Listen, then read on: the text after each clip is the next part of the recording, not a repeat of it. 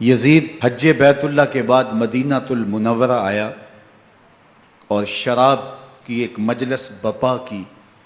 حضرت امام حسین رضی اللہ تعالی عنہ جب وہاں پہنچے تو شراب کی پھیلی ہوئی بدبو کو محسوس کرتے ہوئے فرمایا، یہ بو کیسی ہے؟ تو نشے میں دھت یزید بولا، یہ شام میں بنتی ہے، اور ایک جام منگوایا اور اس کو پیتے ہوئے دوسرا جام حضرت امام حسین رضی اللہ تعالی عنہ کی طرف بڑھاتے ہوئے کہا، ابا عبداللہ لیجئے۔ تو حضرت امام حسین رضی اللہ تعالی عنہ نے فرمایا، میں اس کی طرف دیکھتا بھی نہیں ہوں، اور پھر وہ عشقی اشعار پڑھنے لگا۔ جب یزید کی شراب نوشی کا منظر امام حسین رضی اللہ تعالی عنہ اپنی آنکھوں سے دیکھ چکے تھے تو مجھے بتاؤ یزید کے ہاتھ پہ امام حسین کا پاک ہاتھ کیسے آتا؟ حضرت امام حسین رضی اللہ تعالی عنہ جس ماحول میں پلے تھے، جس ماحول میں پرورش پائی تھی، جس ماحول میں رہے تھے، وہ پاکیزہ اور تقدس مآب ماحول تھا۔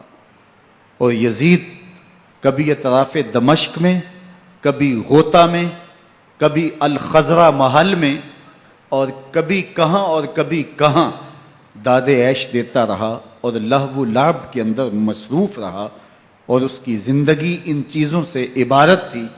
وہ محرمات کو حلال قرار دیتا، شراب نوشی اس کی ہڈیوں میں رچی ہوئی تھی، اور شریعت بیضہ کا مذاق اڑایا کرتا۔ اور حسین ابن علی رضی اللہ تعالی عنہ کی دوستیاں جن لوگوں سے تھی وہ عبداللہ ابن عباس تھے، عبداللہ ابن عمر تھے، حضرت عبد الرحمن بن ابو بکر رضی اللہ تعالی عنہ تھے۔ یزید تو جوا کھیلتا رہا، یزید تو قمار بازی کرتا رہا، یزید تو شراب نوشی کرتا رہا، اور حسین ابن علی مسجد نبوی کے ممبر میں حضور کے پہلوؤں میں بیٹھتے رہے۔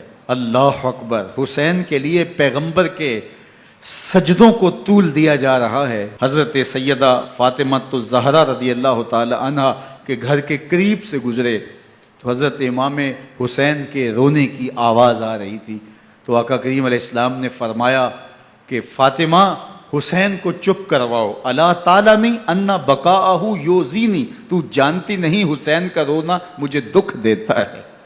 حسین ابن علی کو حضور رونے نہیں دیتے تھے، ان کو دکھی نہیں ہونے دیتے تھے، کیونکہ رسول اللہ صلی اللہ علیہ وسلم جانتے تھے کہ یہ کتنے دکھ سہے گا، کتنی تکلیفوں سے گزرے گا اور کتنے مصائب سہے گا۔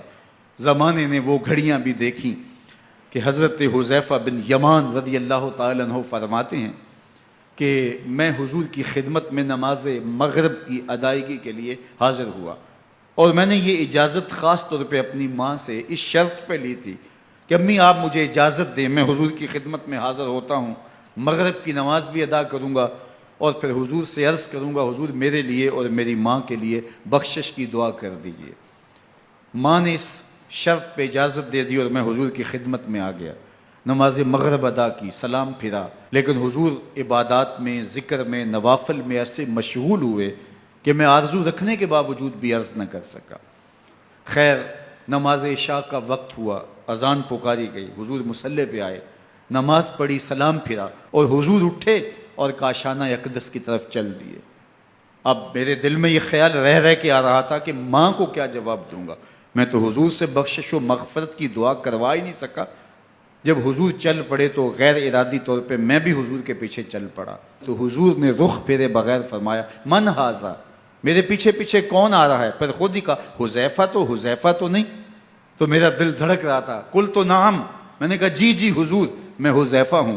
فرمایا، ما حاجتک غفر اللہ لک ولامک، کیا کام ہے؟ اللہ تجھے بھی بخش دے، تیری ماں کو بھی بخش دے۔ اب جو کام تھا وہ جنبش لب سے پہلے ہی ہو گیا، یہاں تو لفظوں کا سہارا بھی نہیں لینا پڑتا، وہ بند لبوں کی بولیاں بھی سنتے ہیں۔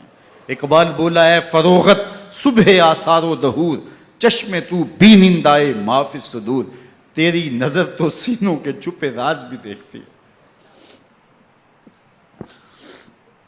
تو کہا، ما حاجتوں کا غفر اللہ لک ولامک،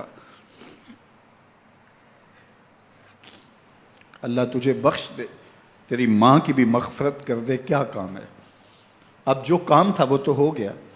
تو میرے حضور نے ارشاد فرمایا، حذیفہ سنو، ابھی ابھی ایک فرشتہ آیا ہے جو اس سے قبل دھرتی پر پہلے کبھی نہیں آیا، آج پہلی مرتبہ اللہ سے اجازت لے کے 2 کام کرنے آیا ہے۔ ایک تو مجھے سلام کرنے آیا ہے، اور دوسرا خوشخبری دینے آیا ہے کہ آپ کی بیٹی فاطمہ جنتی عورتوں کی سردار ہے، اور حسن اور حسین جنتی جوانوں کے سردار۔